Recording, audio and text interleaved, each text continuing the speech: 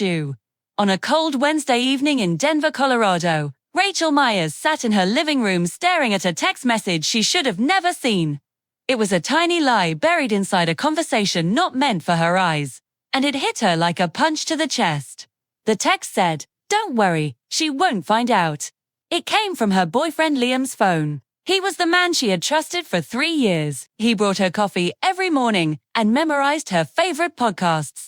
He talked about buying a house near Wash Park. But for the past month, he had been acting strange. Liam worked late hours and made unexplained errands. He hid notifications and locked his phone even inside the house. Rachel tried to ignore the growing pit in her stomach. But when she heard his phone buzz during dinner, something inside her snapped.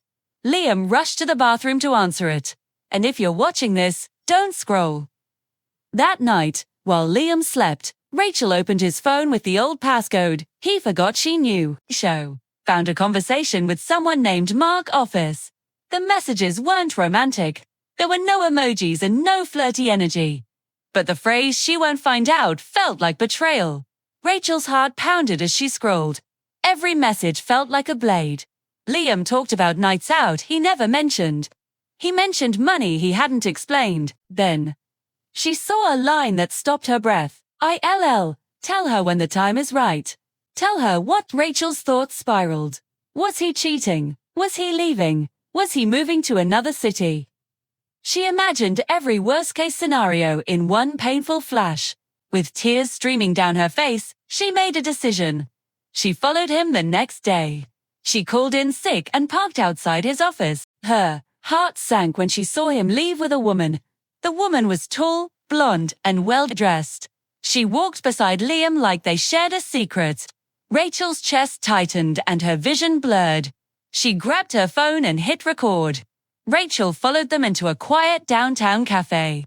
Her pulse pounded as she watched from a corner table.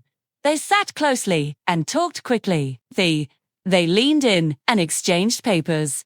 It looked intimate, it looked hidden, it looked wrong. When the woman touched Liam's arm, Rachel couldn't take it anymore. She stormed toward them. Pain twisted inside her like a knife. "So, this is what you've been lying about?" she cried. Liam's face went pale. The woman froze. The entire cafe went silent.